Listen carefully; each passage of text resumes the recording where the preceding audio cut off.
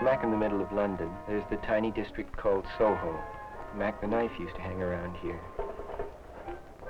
Nowadays, it's a mass of striptease clubs and nudie film shows and similar public conveniences. The reason I work here is that Soho is also the center of London's film business. You find the Warner Brothers and J. Arthur Rank jammed right up against Miss Midnight and Fifi LaRue, the female impersonator. Funny, you come out of those dingy alleys, glonk, into this beautiful green square, Soho Square. Our place is on the edge of it, so I always walk the long way through. I'm Dick Williams. I'm originally from Canada. I came to England in 1955 to make one animated film, and I ended up with my own elaborate business, Richard Williams Animation Productions, Limited. Richard Williams, thanks. Good morning. Can you hold the line a minute, please? Hi, morning. I've got Jonathan Cape on the line. Can you take the call? Ooh, could Omar take it? Okay, I'll put it through. Okay. Oh, Dick, hi, good morning. I booked a theatre for you, and Television Mail wants to know if you want to take space. Last thing I don't want to know. No. And Steve Wheeler called. He wants to know if you want to take space. Oh, can Omar ring? Yes, okay, fine. I'll see you later. To that friend. Okay. No blasting. Okay. No blasting.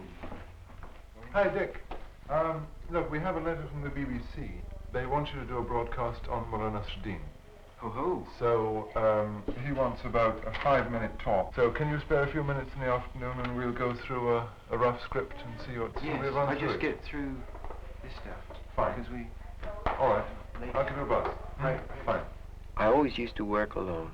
No secretaries, no office, no superstructure. I paid my own way by animating television commercials. This great mausoleum here didn't even exist. But in order to have the time and money to make the films I wanted to make, I had to build an organization to help spread the load.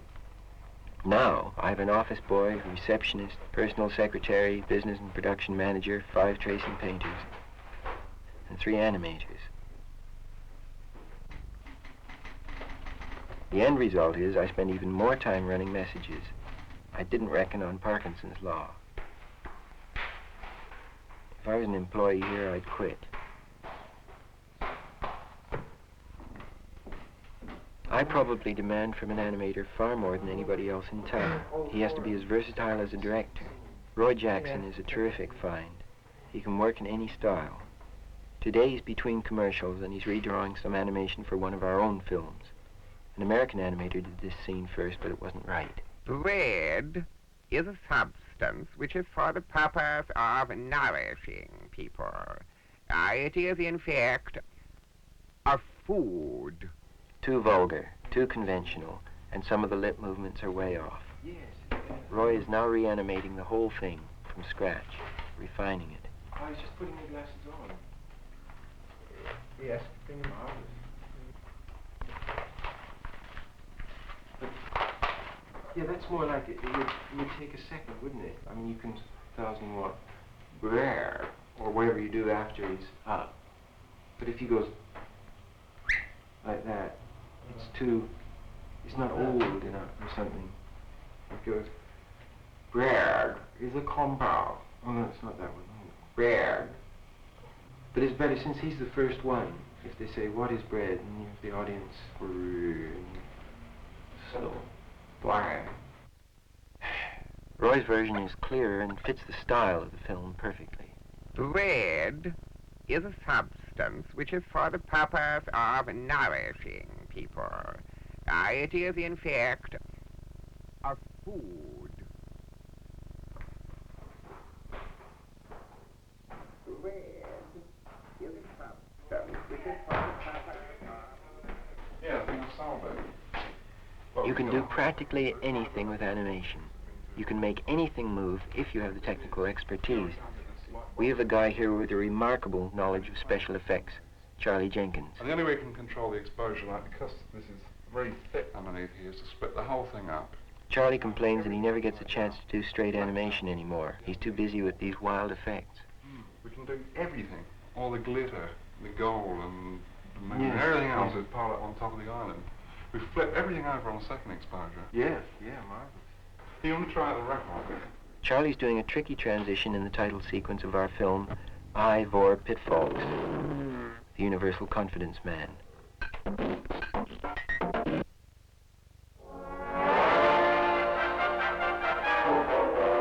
The titles give you some idea of what Pitfalls is like.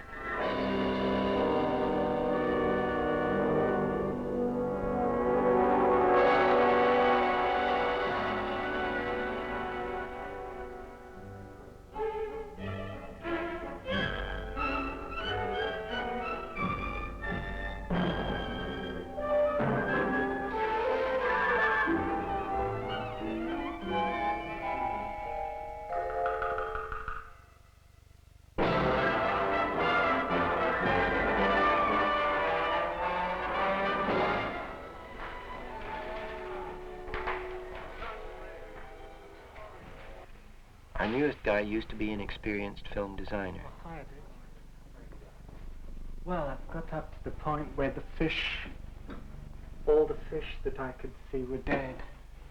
Earl LeCane only started animating a year ago, but he was so good potentially that we all worked with him over the first stages. And now he's getting really hot. Will you cut at the end of that to the bubbles? No, I was going to dissolve. Earl is working on a children's film, Sailor and the Devil. He is doing everything, so he's getting 10 years' experience in one. And we get a film. When I was a young man, sailing on the sea. When I was a young man, fishing on the sea. One day it turned to darkness, and it hid my boat and me. And a storm rose. Then the wind began to howl, rain began to pour. Lightning flashed like I've never seen before. Lightning up the sky, my eyes open wide. There were waves as high as mountains on every side. Knew that I would drown if the boat went down. But I made out of wood. Red is a substance which is called purpose.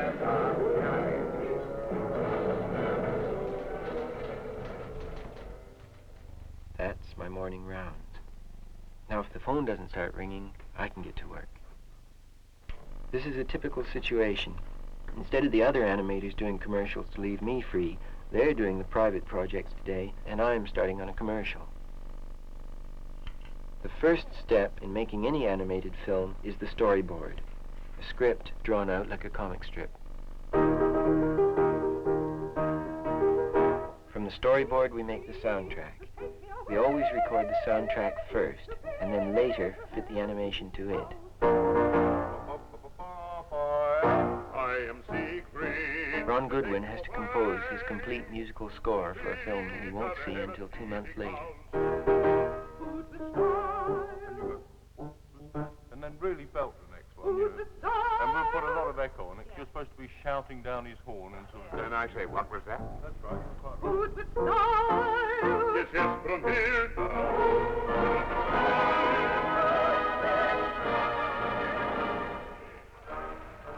I'm always at the recording session, clutching the storyboard, making sure that the sound exactly fits the action that we're going to have to draw later on.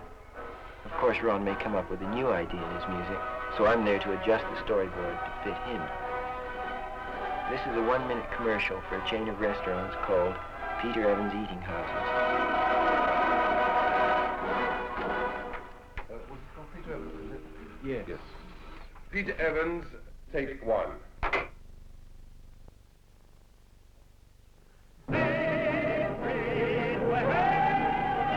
Where is Siegfried to take me away to Peter Evans eating house? I am Siegfried to take you away to Peter Evans eating house. Who's this guy? What was that? Who's this guy? Yes, from here.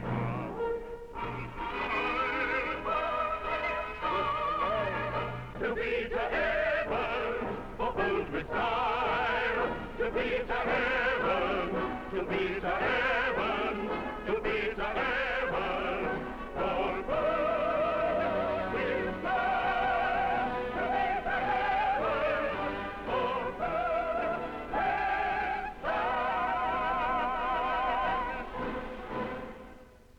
style.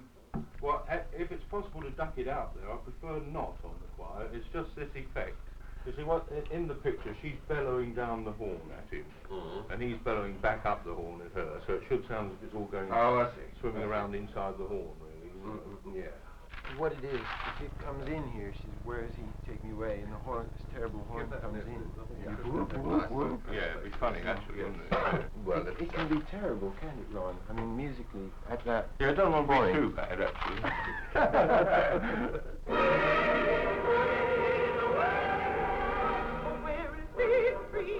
This is the first job we've done for Peter Evans, and he's given us our head on it.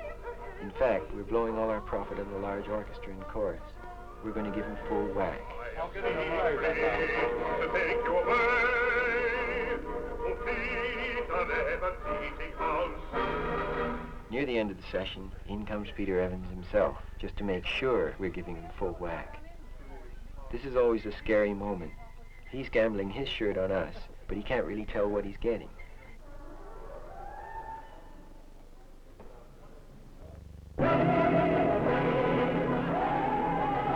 Where is Siegfried to take me away to Peter Evans' eating house?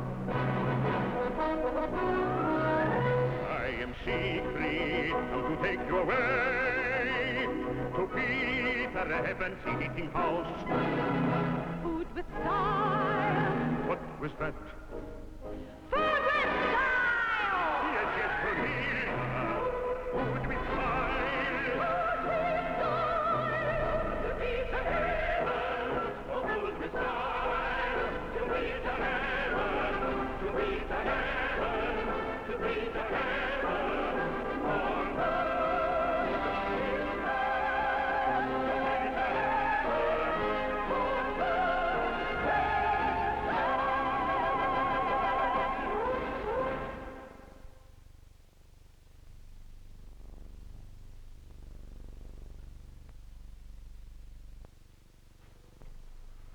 That ought to sell some sticks, shouldn't it? Meanwhile, down in the vaults, we keep every film we've ever made. There are more than 300 commercials in here, along with my serious work, finished and unfinished, mostly in various stages of unfinished. You know what this is? It's the first animated thing I did. I animated this bird in history class when I was 12 years old. My history teacher was a bird photographer, and they didn't mind as long as I animated birds. At 16, I started painting, and I lost all interest in animation. But at 22, I took it up again and made my first complete film, The Little Island. It's a half-hour satire on idealists. 3 little men on an island, each with his own rigid, fixed idea. This man, for example, has his own private vision of beauty.